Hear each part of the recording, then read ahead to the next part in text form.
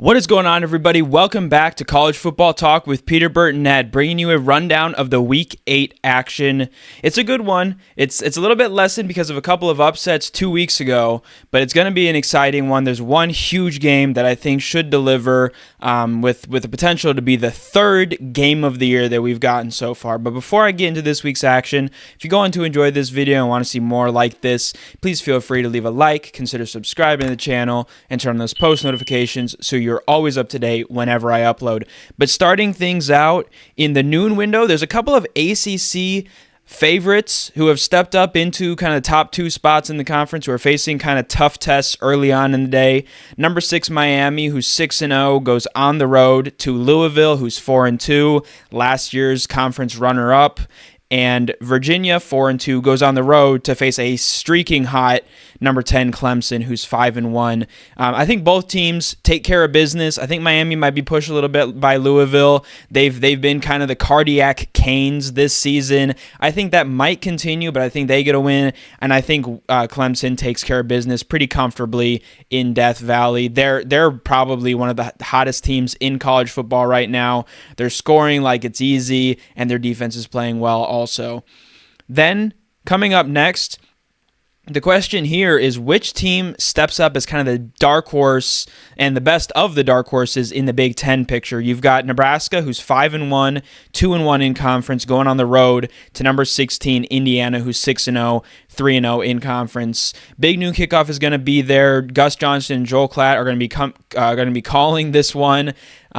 Bringing a lot of exposure and attention to Bloomington, to the Hoosiers football team, and these Hoosiers are on fire, especially offensively. Under Curt Cignetti this season, they're averaging 47.5 points per game, which ranks second nationally, first in the Big Ten. They're second behind only Miami in the number 1 spot, and they're also first in the Big Ten in yards per game and fourth nationally.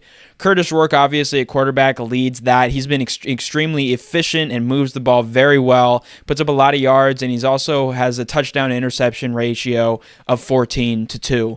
Similarly, maybe to a lesser level, Dylan Raiola is doing the same on the Nebraska side. He's led the Huskers well, and that Nebraska defense has played solid throughout this season. Their only loss is to an Illinois team who has played really well this season, and so they have a chance here to grab a big road win. I think ultimately, though, this is a tough test. Even though it's in that early window, I think the rock is going to be bouncing, and I think Indiana is able to get a 34-27 win. I think their offense is just a little bit too much, and I think the home field advantage plays to their advantage as well. Coming up at 3:30, big game in the SEC. Number 7 Alabama, 5-1, 2-1 in conference at number 11 Tennessee, who's 5-1, 2-1. Both of these teams, a couple of weeks ago, had stunning upsets on the road. Alabama to Vanderbilt, Tennessee at Arkansas. And then they both kind of looked lackluster in returns home this last week. Alabama 27-25 over South Carolina, and Tennessee 23-17 in overtime over Florida. Both of the quarterbacks, Jalen Milroe and Nico Iamaleava, have both kind of struggled at times.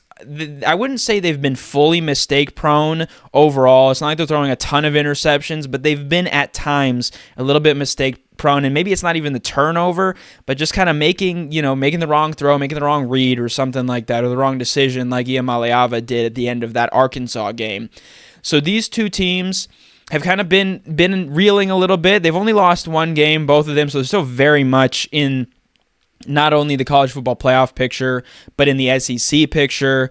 But obviously, a game I'm going to go over here in a little bit is a bigger, more impactful game, I believe.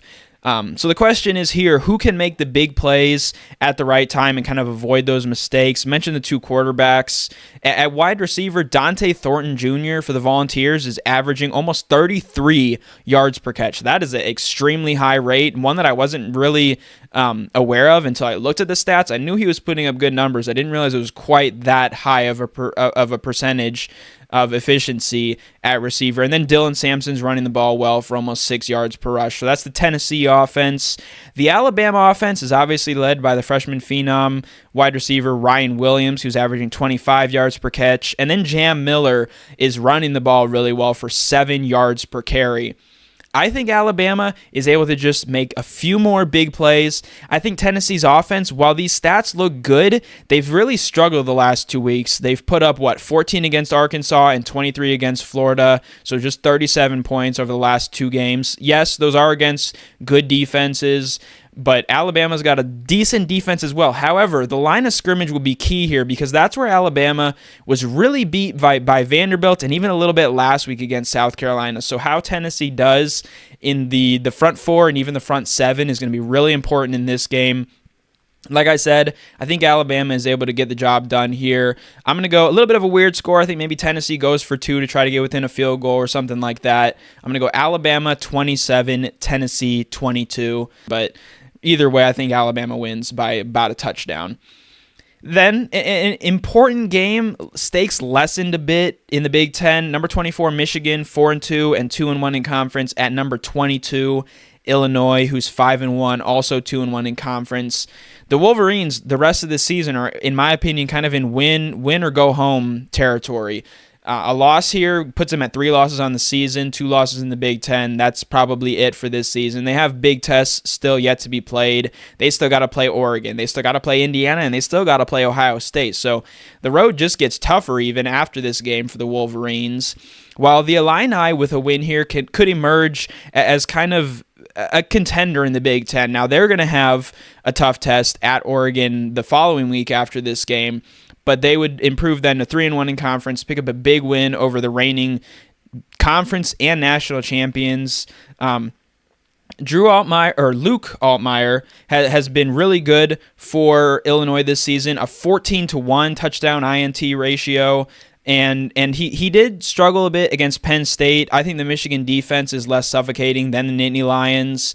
Illinois only put up 7 points in that game, but Penn State has one of the best defenses in the country, if not the best. And so I think he's able to do a little bit more. The Michigan defense has struggled. I mean, they struggled against Will Rogers a couple of weeks ago, against Washington in a loss, even a bit against Minnesota. Obviously, USC ended up winning that one, and then earlier in the season against Quinn Ewers and Texas.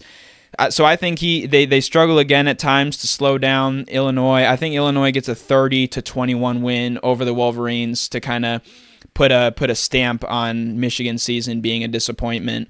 Another game, kind of an interesting one, quickly over this one, number 12 Notre Dame, who's 5-1, at Georgia Tech, 5-2. Both of these teams have been looking pretty good this season. Notre Dame really actually is playing a lot better recently.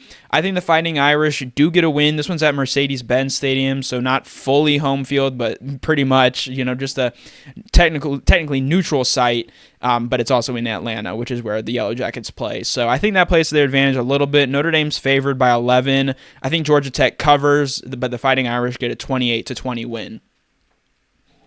Now, on to the big game. Number 5, Georgia, at number 1, Texas. This has the potential to be Game of the Year Part 3.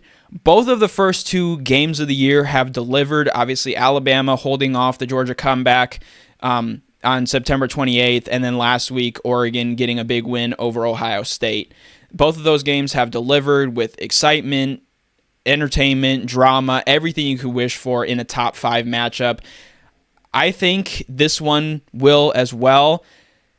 I do think something interesting to watch, though, here. The Bulldogs, who are 5-1 and 3-1 in conference, obviously just with a loss to Alabama, have really been a second-half team. That's not in every game, but especially in their big games. At halftime, in their win over Clemson, they only had 6 points. Then they went on to win 34-3 in that one. They had only 3 against Kentucky. They still struggled in the second half of that one, but ended up winning 13-12. And then just 7 against Alabama and wound up with, 34 points, I think, in that one.